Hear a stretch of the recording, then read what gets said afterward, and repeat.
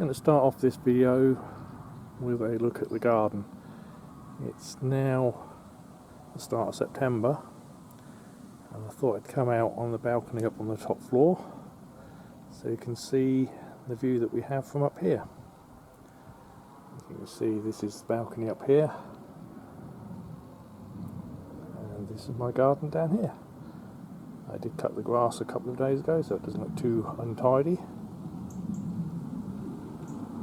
This tree here had a big trunk that would split and was falling across the garden that I had to cut down and chop up. It's been getting lower each year, each time the wind blows, so now that's gone and we've got a lot more light in the garden.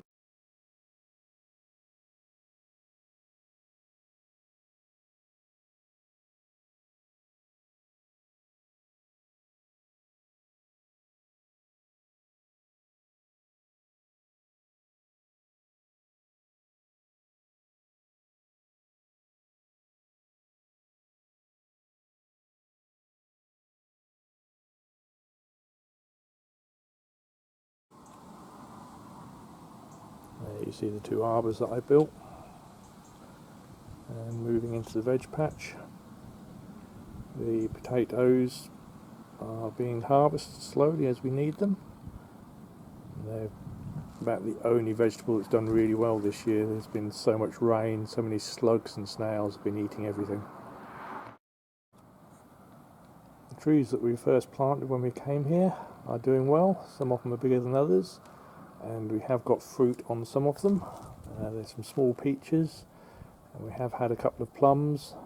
The cherry tree did have a lot of cherries on, which I think the birds enjoyed far more than we did. I think we ate 2 and the birds ate the rest.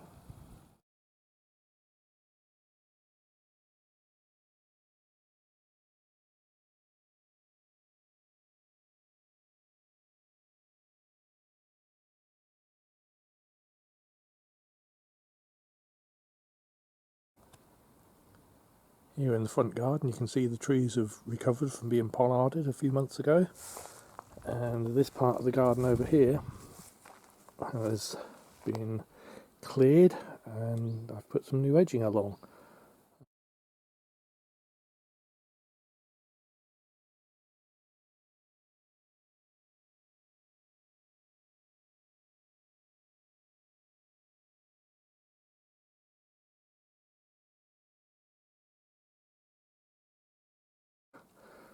And over this side I've continued with the new edging to tidy it up a little bit.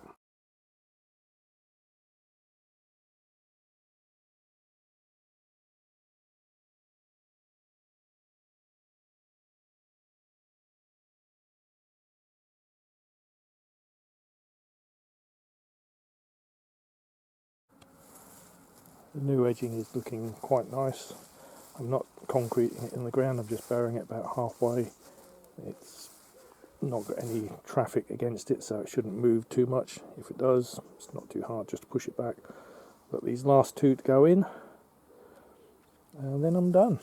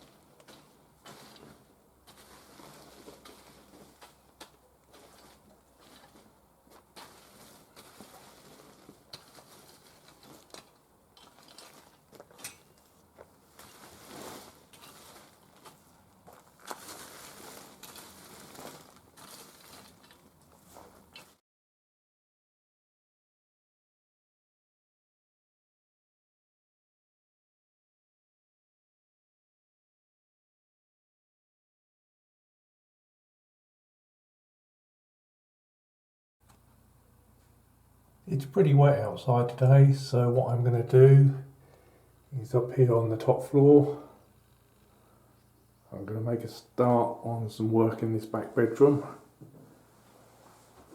It's been almost a year since I did anything in here, so this room has already had the external walls insulated and the new ceiling put up.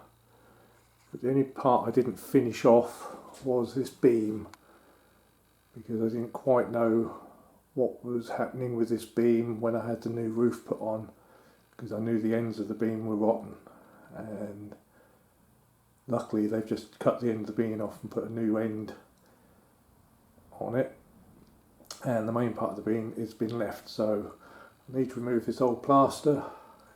As you can see, it's quite, well, it's not in very good condition, and we've got loose laths behind it, so I'm going to take all that off and rebox it in with some new plasterboard.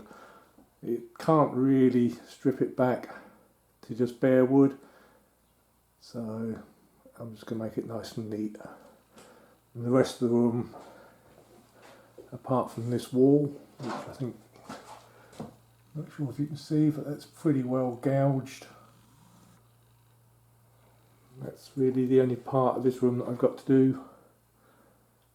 Put some coving up, and we're just about done in here. But for now, let's tackle this beam.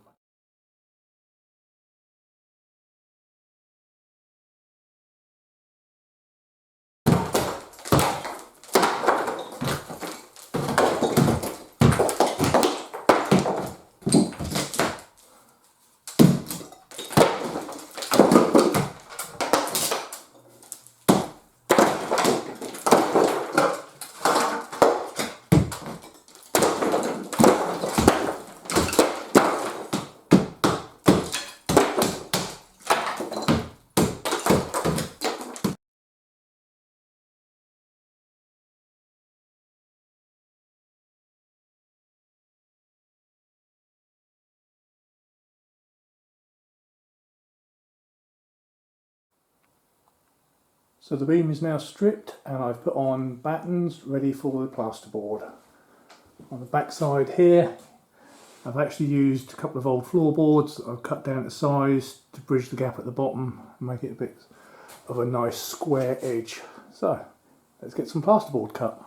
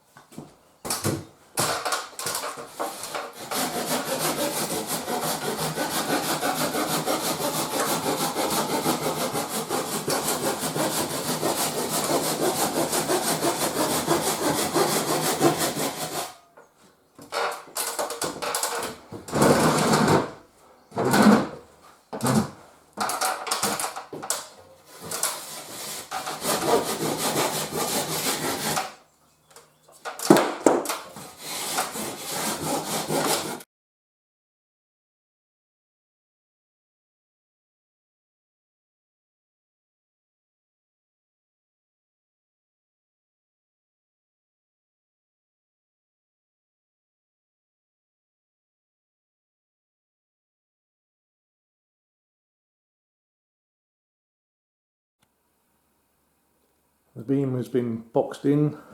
It wasn't a very nice beam, it's three little beams joined together, so I couldn't really leave it exposed. It's now been boxed in, plastered over and sealed, so that's all ready to go. I've also, down on this back corner, filled in the gap where the two sides meet. There is a small part of ceiling this side that's had polystyrene tiles on originally, so I've taken those off, pulled the old plaster and lath down, put up a new plasterboard. That just needs a little bit of rubbing down. Almost ready to put up the coving in this room.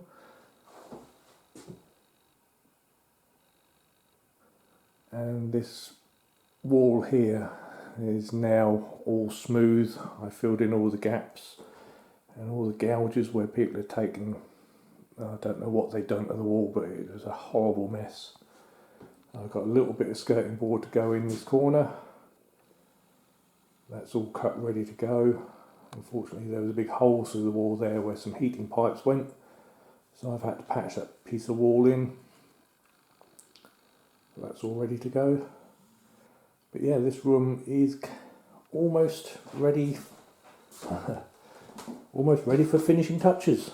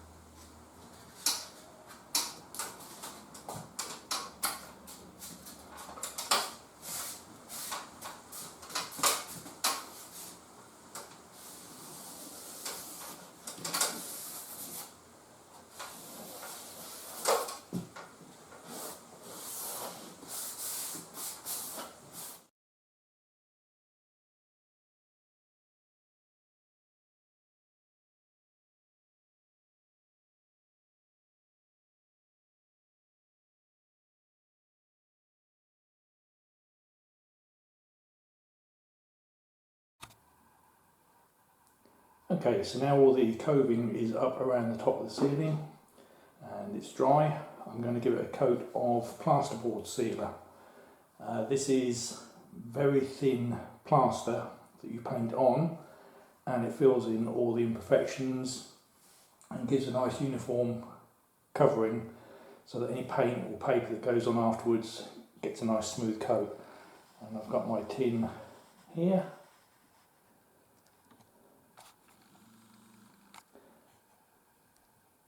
And that's going to be painted on now.